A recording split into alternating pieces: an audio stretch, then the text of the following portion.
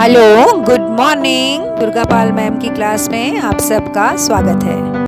Good morning class, welcome back to Durga Pal ma'am's class.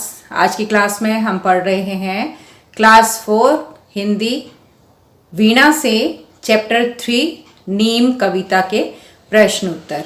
इस कविता की व्याख्या मैं ऑलरेडी आप लोगों को करा चुकी हूँ, आपने वीडियो देखी होगी।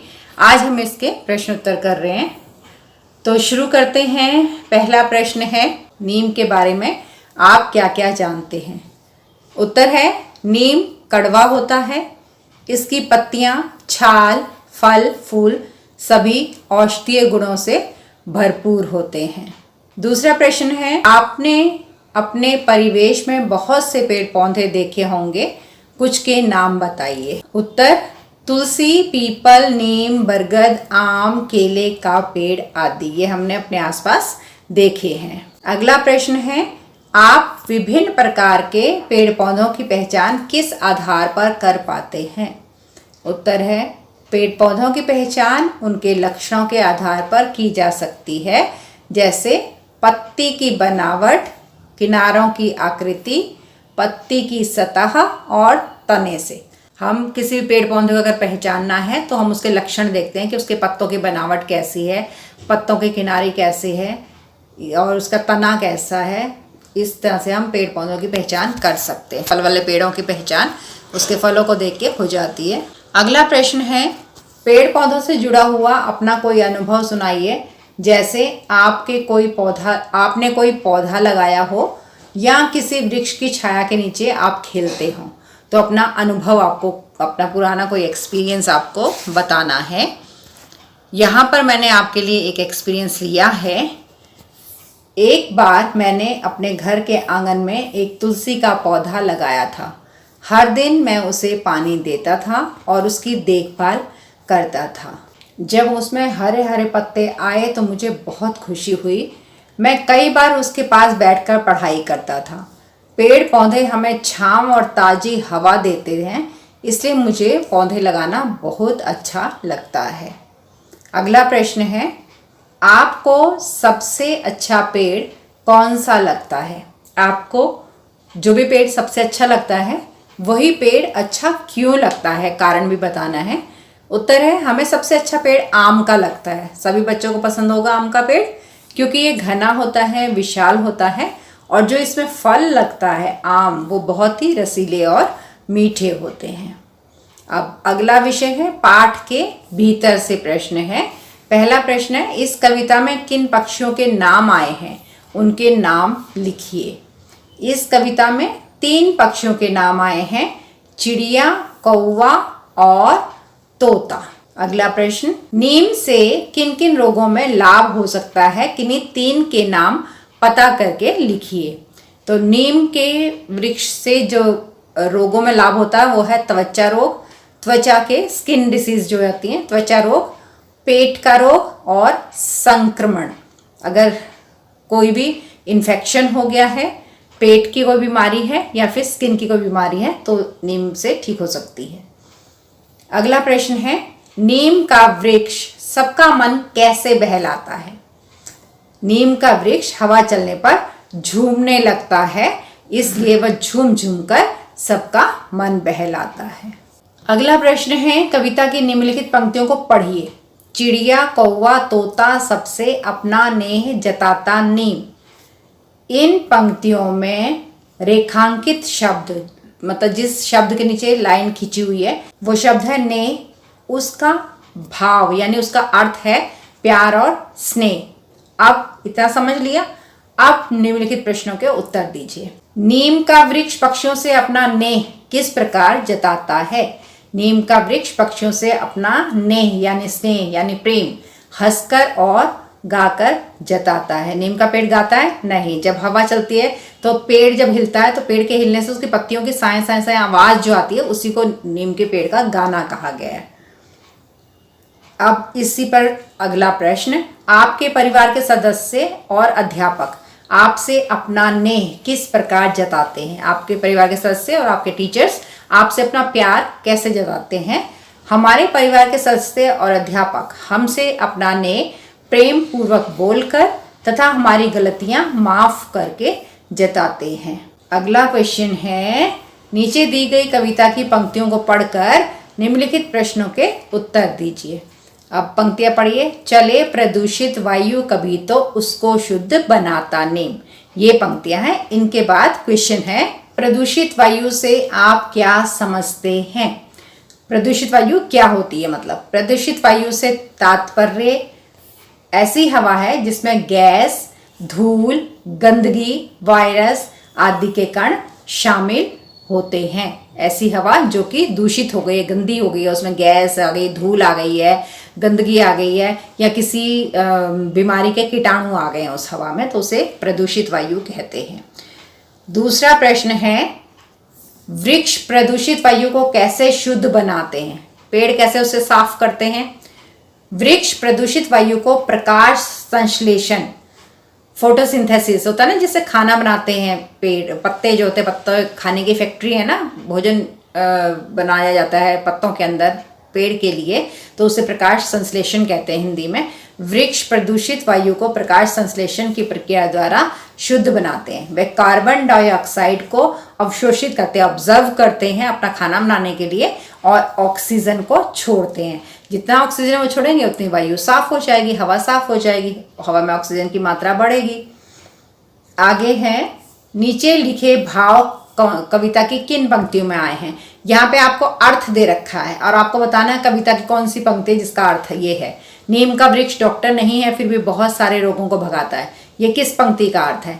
तो पंक्ति है, नहीं डॉक्टर फिर भी देखो कितने रोग भगाता नीम। इसका अर्थ है ये। अगला है, नीम का वृक्ष दिन भर हंसता रहता है। ये कविता की किस पंक्ति में आया है? ये आया है, दिन भर हंसता गाता नीम। अगला टॉपिक है क्वेश्चंस के लिए, भाषा की बात।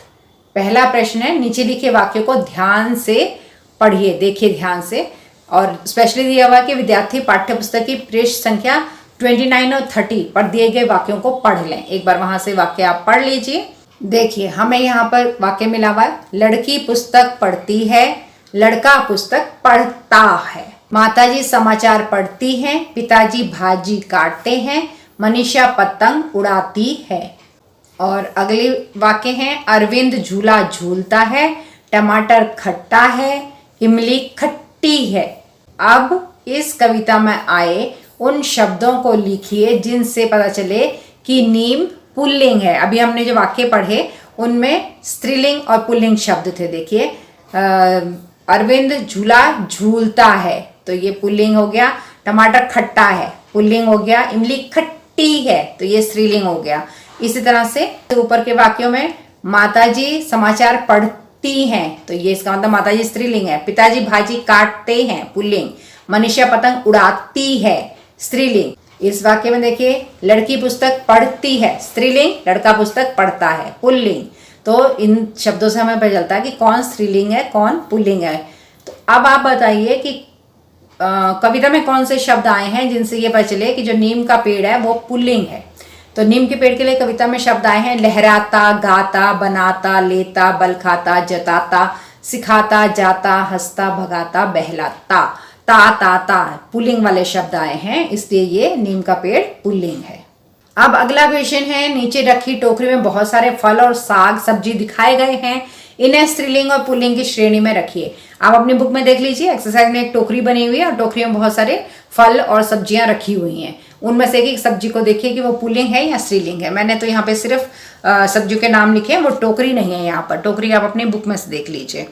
तो स्त्रीलिंग में कौन सी सब्जियां आएंगी और पुल्लिंग में कौन सी आएंगी देखते रहिए आप। भिंडी स्त्रीलिंग है, अमरूद और अंगूर पुल्लिंग है, गोभी स्त्रीलिंग है, सेब पुल्लिंग है, गाजर स्त्रीलिंग है, आम पुल्लिंग है, कद्दू सीताफल पुल्लिंग है। इस तरह से लौकी स्त्रीलिंग है, धनिया पालक बैंगन आलू प्याज ये सब पुल्लिंग है। अब अगला प्रश्न है कि प्रदूषित शब्द में प्र लगा है ना, ये जो पहला अक्षर है वो है प्र। ऐसे ही कुछ और शब्द ढूंढकर नीचे लिखिए। ऐसे कोई शब्द ढूंढिए जिसके आगे प्र ही लगा हो। तो उत्तर में है प्रकार, प्रमुख, प्रसिद्ध, इनमें भी प्र लिखा हुआ है। और कोई शब्द याद आ रहा है आपको? अपने शब्द अगर याद आ रहे हैं तो उत्तर में आप वो भी लिख सकते हैं, कोई ज़रूरी नहीं कि मैंने यहाँ 3 शब्द लिए, आपने भी यही लेने हैं। प्रभाव, इस तरह से प्रकाश, सूरज का प्रकाश होता है वो भी है जिसमें प्र लगा हुआ है आगे। ऐसे बहुत सारे शब्द हैं जो आपको, प्रदीप, जो भी आपको याद आ रहा हो आप लिख सकते हैं। अगला क्वेश्चन है अभिनय का। नीम कविता में बहुत से क्रिया शब्द आए हैं। कविता एक बार पुनः पढ़िए, एक बार दोबारा से पढ़ लीजिए। पुनः का मतलब होता है दोबारा। पुनः पढ़िए और नीचे लिखे क्रिया शब्दों के भाव के अनुसार अभिनय कीजिए। अब यहाँ पर कुछ शब्द आपको दे रखे हैं। लहराना, बल खाना, हंसना, गाना, नेह जताना और भगाना। इनकी एक्टिंग आपको करनी है जो आप खुद कर सकते हैं, उसके लिए मुझे कुछ करने की जरूरत नहीं है। अगला क्वेश्चन है वृक्ष एक गुण अनेक। वृक्षों की बहुत सी विशेषताएं होती हैं, हमें पता है वृक्षों में बहुत सारी विशेषताएं होती हैं। उन विशेषताओं को लिखिए किस एक वृक्ष के अंदर कितने गुण हो सकते हैं, वृक्ष में क्या क्या अच्छी बातें हो सकते हैं, ये आपको लिखना है। तो देखिए वृक्ष जो है वो विशाल होता है, वृक्ष बड़ा होता है, पौधा छोटा होता है लेकिन पेड़ बड़ा होता है। वो मजबूत भी होता है, फल देता है हमें, छाया देता है हमें, लंबा और ऊंचा होता है, परम हितैषी, दूसरों का फायदा करने वाला होता है, दूसरों की भलाई चाहने वाला होता है। और अक्सर पेड़ों में औषधीय गुण भी होते हैं, उसकी छाल हो गई, उसके पत्ते हो गए, उसके फल हो गए, फूल हो गए, ये सब हमको कुछ ना कुछ फायदा भी देते हैं, किसी रोग से मुक्ति देते हैं, तो उसमें औषधीय गुण भी होते हैं। अब है अगला प्रश्न, नीचे कुछ पौधों वृक्षों के पत्तियों के चित्र दिए गए हैं, उनके नाम उलट पुलट गए हैं। अपनी भाषा में भी उनके नाम पता करके लिखिए। भाई देखिए आप जितने बच्चे वीडियो देख रहे हैं आप सबकी अपनी भाषा, मदर टंग, आपकी मातृभाषा अलग अलग होगी, तो आपकी भाषा में उन पत्तों को क्या कहते हैं मुझे नहीं पता, वो आपकी मम्मी आपके पापा आपको अच्छे से बता सकेंगे। इसलिए इन पत्तियों का काम मैंने आप ही पर छोड़ दिया है, आप खुद उनको पहचान करके उन पत्तियों के नाम अपनी मम्मी पापा से पूछ करके लिख लीजिए। अगला प्रश्न है, नीचे दी गई पत्तियों को पहचानिए और इनके नाम तथा विशेषताएं अपने अध्यापकों तथा अभिभावकों की सहायता से लिखिए। पहला है आम की पत्ती। तो आम की पत्ती बंधनवार बनाने का काम आती है, बड़ी शुभ मानी जाती है। घर में कोई अच्छा काम होता है, शुभ काम होता है तो उसकी एक लाइन सी बनाते हैं और पत्ते टांगते हैं और उसको दरवाजे पे चिपका देते हैं, तो बंधनवार कहते हैं उसको, वो बनाया जाता है। कैंसर में और पाचन में, यानी डाइजेस्ट नहीं हो रहा, खाना हजम नहीं हो रहा है आपको, तो उसमें भी आम की जो पत्तियां हैं वो गुणकारी होती हैं। और धार्मिक वृक्ष है, पूजा पाठ में इसका प्रयोग होता ही है। शीशम, शीशम के पेड़ की जो पत्तियां होती है ना वो पशुओं को चारे के रूप में दी जाती हैं। इनमें औषधीय गुण होते हैं, ये कई रोगों के उपचार में भी काम आती हैं। पीपल, अगर आपके कहीं पर स्वेलिंग हो गई है, सूजन आ गई है, तो आप पीपल का पत्ता लेकर के उस दर बांध दीजिए तो सूजन कम हो जाती है। गर्म होता है पीपल का पत्ता जो होता है वो बहुत गर्म होता है, तो गर्मी से सूजन बैठ जाती है। हाथियों को चारे के रूप में खिलाई जाती है, और ये पीपल का जो पत्ता होता है वो हाथियों को खिलाया जाता है। अगला है कमल की पत्तियां। इसकी पत्तियां बहुत चिकनी होती हैं, इसलिए ये जल के अंदर रहकर भी इसके ऊपर जल नहीं टिकता है, पानी नहीं टिकता है। पानी के अंदर रहता है कमल का पत्ता, लेकिन पानी उस पर नहीं टिक पाता क्योंकि बहुत चिकनी होती हैं। कमल की पत्तियां गोल होती हैं, चिकनी होती हैं और चमकदार होती हैं। पालक, पालक तो आपने सबने खाई होगी, ये हमारी आंखों की रोशनी बढ़ाती है। सबसे पहला गुण तो पालक में यही है, और इसमें आयरन बहुत सारा होता है, तो हमें हमारे शरीर में अगर आयरन की कमी है तो वो भी ये पूरा करती है। अब अगला प्रश्न है, आपके परिवेश, परिवेश मतलब आपके आसपास जहां आप रहते हैं, जो भी पत्ते आपको दिखाई दे रहे हैं आसपास, उनको तोड़ के लाइए और उनको चिपका लीजिए किसी मोटे कागज पर। उनकी विशेषताओं को ध्यान में रखते हुए उनके बारे में फिर दो वाक्य लिखिए। अब आपके घर के पास कौन से पत्ते मिल रहे हैं मुझे नहीं पता, तो जिन भी पत्तों का ऊपर वर्णन किया है अगर वही पत्ते मिल जाएं तो यही विशेषताएं आप लिख सकते हैं, नहीं तो फिर आप गूगल से सर्च कीजिएगा उन पत्तों की विशेषताएं। अगला है मैं नीम हूं। नीचे नीम के बारे में कुछ आधे अधूरे वाक्य लिखे हुए हैं, अपने सहपाठियों से चर्चा करके इन वाक्यों को पूरा कीजिए। सहपाठी यानी कि क्लासमेट्स, अपने क्लासमेट्स के साथ डिस्कस करो और फिर इन वाक्यों को पूरा करो। क्वेश्चन पढ़ने की जरूरत नहीं है, सीधा आंसर पे आते हैं। वही वाक्य मैंने लिखे हुए हैं। मेरा एक एक भाग उपयोगी है। मेरी पत्तियों का आकार छोटा और रंग हरा होता है। मेरी पत्तियों का उबाल कर उस पानी से नहाने से बैक्टीरिया दूर होते हैं। मेरी पत्तियों के किनारे नुकीले होते हैं। मेरी कोमल टहनियां दांत साफ करने के काम आती हैं, इसे दातुन कहते हैं। मेरे फल को निबोरी कहा जाता है। मेरी पत्तियों का स्वाद कड़वा होता है। मेरी पत्तियों को सुखाकर अनाज में रखा जाता है, कीड़ा नहीं लगता है उससे। नीम की पत्तियां सुखा करके चावल में डाल के रख दो तो कीड़ा नहीं लगेगा, दालों में रख दो तो कीड़ा नहीं लगेगा। बसंत मास में मेरी छटा देखने लायक होती है, पूरा खिला होता है, पूरा भरा होता है, पत्तों से भी और निबोलियों से भरा होता है।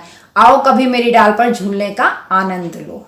अगला प्रश्न है, आपने नीम के बहुत से गुणों के बारे में जान लिया, अभी जाना ना हमने।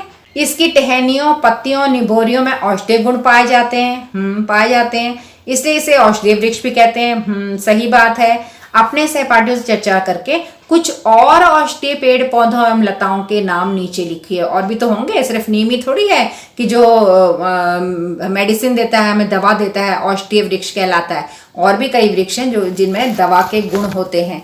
जैसे एक नाम है ना यहाँ पर तुलसी। और बताइए और कौन कौन से हैं?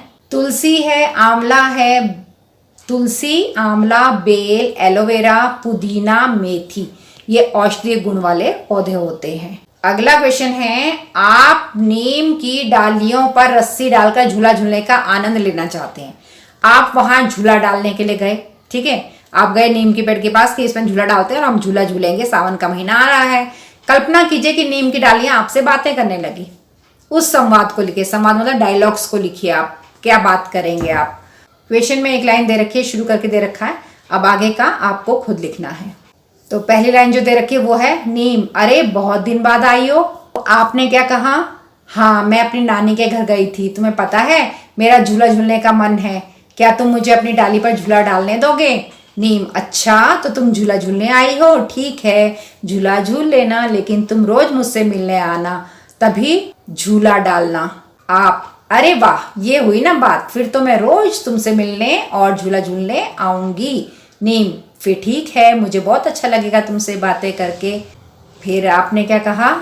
मुझे भी बहुत मजा आएगा, मैं तुम्हारे साथ अपनी सभी बातें साझा करूंगी। साझा करूंगी मतलब शेयर करूंगी। ये थी आपकी और नीम के बीच में होने वाली सारी बातें। अब अगला क्वेश्चन देखते हैं। अगले क्वेश्चन में आपको कुछ पहेलियां दे रखी हैं जिनके उत्तर आपकी किताब में ही हैं। पहेलियों के नीचे किताब को उल्टा कर लीजिए तो आपको ये उत्तर मिल जाएंगे जो मैंने यहाँ पर लिखे हैं। गरी पहली का है, दूसरा हाथ घड़ी है, तीसरा मानचित्र, मानचित्र जिसे एटलस कहते हैं, और छाया। ठीक है, तो ये उत्तर आप किताब में ही दिए हैं, इसलिए इस क्वेश्चन को लेने की जरूरत नहीं, क्योंकि पहेली भी दे रखी है और उसके उत्तर भी दे रखे हैं। अगला है मेरा पौधा। यहाँ पर आपको एक एक्टिविटी दे रखी है कि आपको गमला लेना है, मिट्टी लेनी है, एक पौधा लेना है और उसको उगाना है। तो ये आप अपने घर में खुद से एक्टिविटी करें। इतने ही क्वेश्चन थे आपकी बुक में। मैंने सारे क्वेश्चंस के आंसर आपको यहाँ पर समझा दिए हैं। उम्मीद कर रही हूँ कि आपको सब समझ में आ गए होंगे। और अगर समझ में आ गए हैं तो आपको क्या करना है? आपको क्या करना है? 4 काम करने हैं। लाइक का बटन दबाना है, अपने 2 दोस्तों के साथ इस वीडियो को शेयर करना है। चैनल को अभी तक सब्सक्राइब नहीं कर रखा है तो अभी के अभी करें चैनल को सब्सक्राइब और बेल आइकन को दबा दें ताकि आगे आने वाली वीडियो का नोटिफिकेशन आप तक पहुंच जाए। अब मिलेंगे अगली वीडियो में अगले चैप्टर के साथ। तब तक के लिए tata, bye bye and love you all. Thanks for attending Durga Pal Ma'am's class. Please like, share, subscribe and don't forget to leave a lovely comment. Thank you.